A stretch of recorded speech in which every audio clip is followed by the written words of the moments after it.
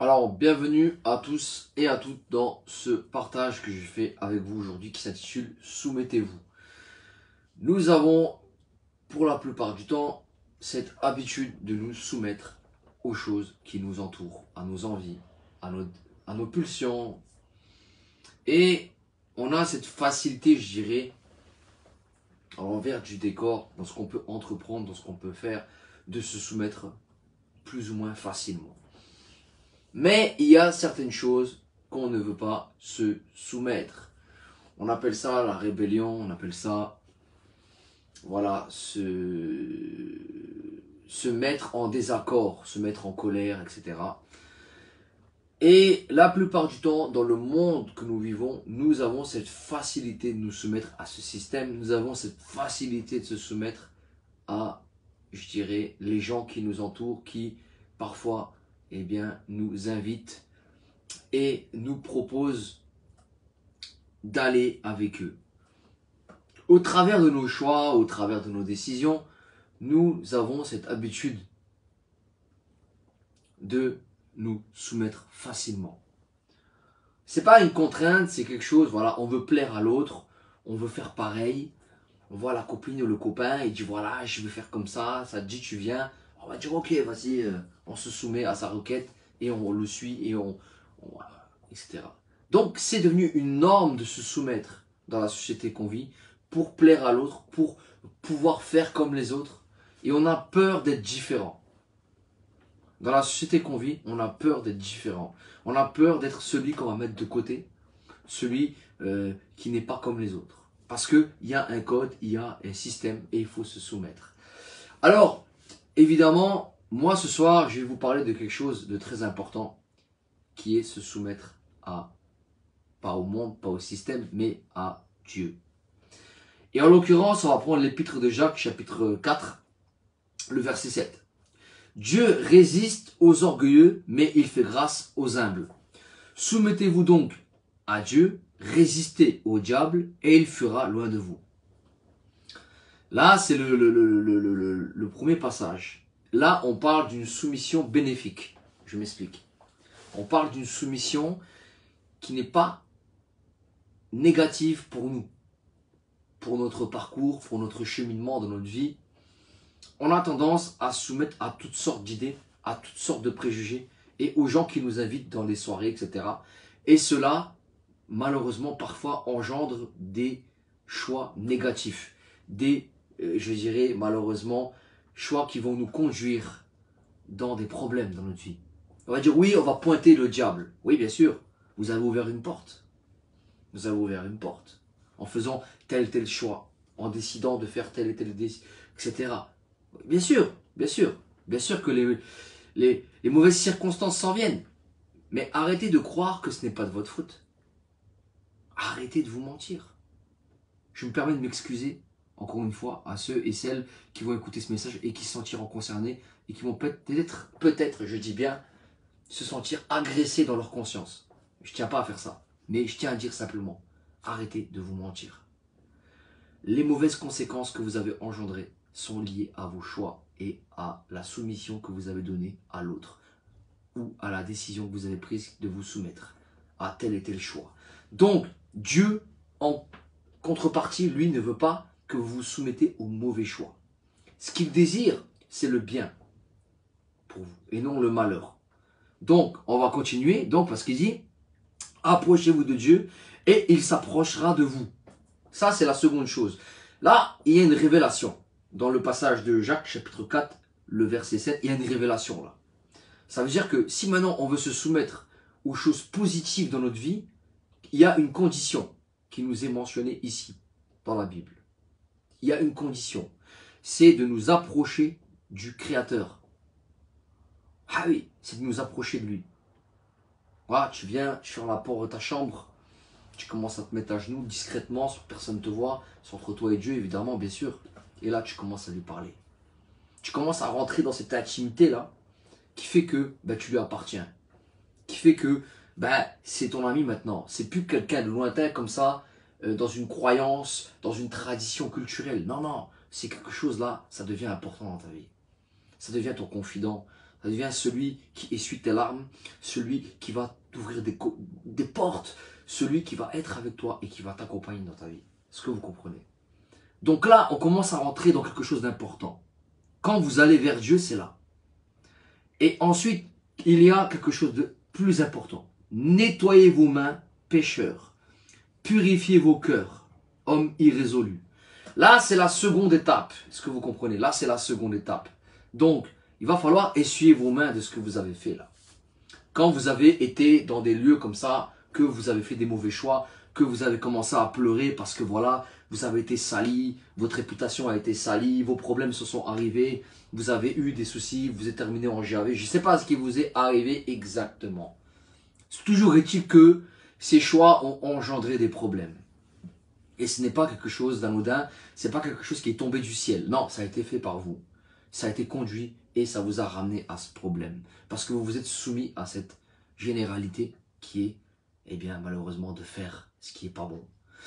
Et voilà ce qui arrive maintenant. Il faut vous laver les mains. Il faut vous débarrasser de ça. C'est-à-dire que là, il faut faire du tri dans votre vie. Il faut dire, voilà, j'ai fait ça, j'ai fait ça, j'ai fait ça. Maintenant, qu'est-ce que je dois faire? Eh bien, je dois enlever ça de ma vie. Pour Dieu. Là, c'est plus pour toi. C'est pour Dieu, mais aussi, en contrepartie, ce sera bénéfique pour toi parce que tu vas te tourner vers Dieu. Et voilà ce qui se passe.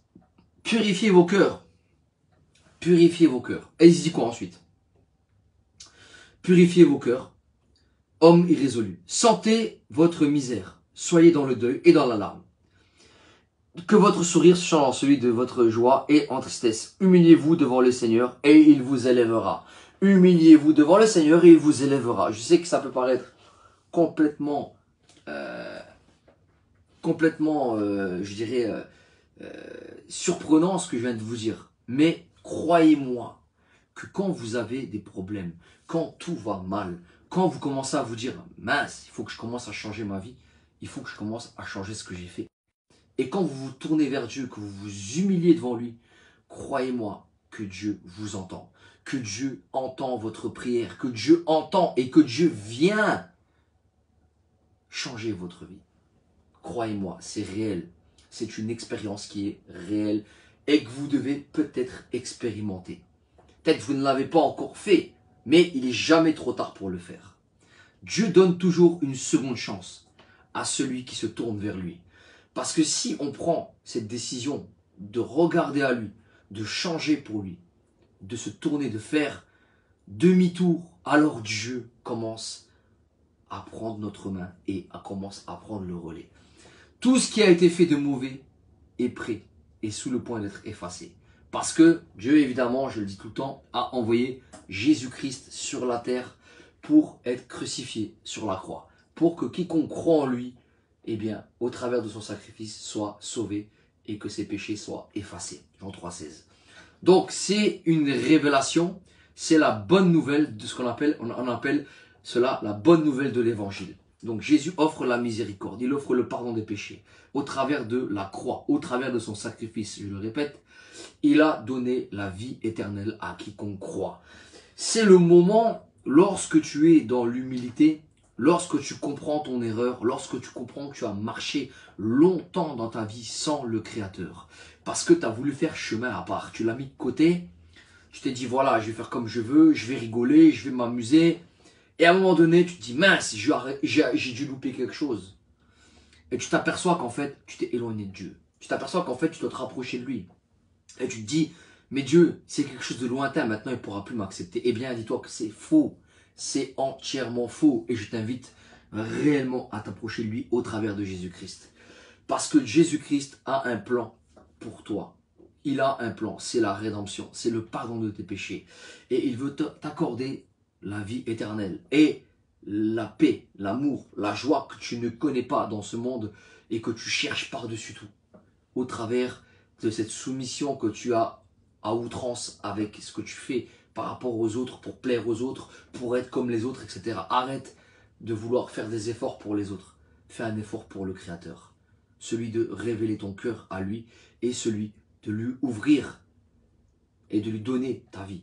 C'est la plus belle chose que tu feras de ton existence. J'aimerais te le dire ce soir dans ce live et j'aimerais te dire, il n'est jamais trop tard pour le faire. Ce n'est pas le dernier moment maintenant, c'est maintenant qu'il faut le faire. Il ne faut pas attendre voilà, d'avoir un ange devant toi, d'avoir un miracle qui arrive dans ta vie. Il ne faut pas attendre que quelqu'un vienne te parler. Non, il faut y aller parce que c'est le moment. Le moment, il n'y en a pas. Le moment, c'est maintenant. N'attends pas. N'attends pas qu'il se passe quelque chose. Tu reçois ce message au travers de mon live, c'est le moment. J'aimerais t'inviter, c'est le moment. Faut pas attendre.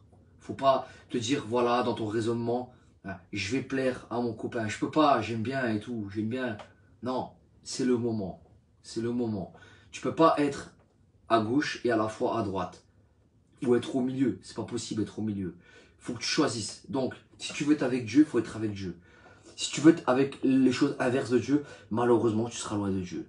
Donc, c'est le choix. Se soumettre, ça peut être que bénéfique pour maintenant, ta vie là, et pour l'éternité avec lui. C'est ça la vérité. C'est ça la vérité que tu as du mal peut-être à accepter. Parce que tu vois, ce vieux mot là, grincheux, méchant là, que se soumettre, c'est, oui, frapper, tac. Non, c'est pas ça, se soumettre. Non, c'est pas ça, se soumettre. Moi, quand je donne un ordre à quelqu'un pour pas qu'il se fasse de mal, oui, il va se soumettre pour pas se faire de mal, parce que c'est une bonne soumission. C'est quelque chose de bon pour lui. En même temps, ça va avoir des bénéfices pour lui. Eh bien, Dieu veut nous donner des bénéfices pour nous. Il veut nous accorder le paradis. Il veut nous accorder, eh bien, la paix, la joie, l'amour sur cette terre qui est corrompue. Je vous le dis, cette terre, elle est corrompue. Elle est dépravée. Vous le voyez de vos yeux. Vous le constatez chaque jour. Pourquoi se voiler la face? Pourquoi ne pas voir la vérité en face? Et c'est pourquoi je fais ce live, pour que vous puissiez comprendre qu'il n'y a rien de méprisant que de se soumettre à Dieu. C'est que de la bénédiction, entre guillemets, c'est que bénéfique. Voilà, c'est que bénéfique pour vous. Donc vraiment, je vous invite à faire ce choix, à rentrer dans cette, je dirais, optique de vouloir rentrer maintenant en relation. Parce qu'on a lu que pour se soumettre, il fallait résister au diable, évidemment, fuir ce qui est mauvais pour vous, évidemment, et se rapprocher de Dieu, et en même temps, eh bien, voilà, accepter Jésus-Christ, etc. Et puis, il faut commencer à faire demi-tour, et voilà, à commencer à communiquer avec votre Créateur, à lui remettre toutes vos souffrances, tout ce que vous avez accumulé durant toutes ces années, et à lui demander pardon. Voilà, je vous remercie beaucoup d'avoir regardé ce live, vraiment, je vous invite vraiment à le partager, à liker, et voilà. Je vous dis à bientôt pour un prochain partage. N'hésitez surtout pas, si vous avez des questions, si vous voulez parler en privé, je suis là, voilà, et je vous remercie d'avance. À bientôt, au revoir.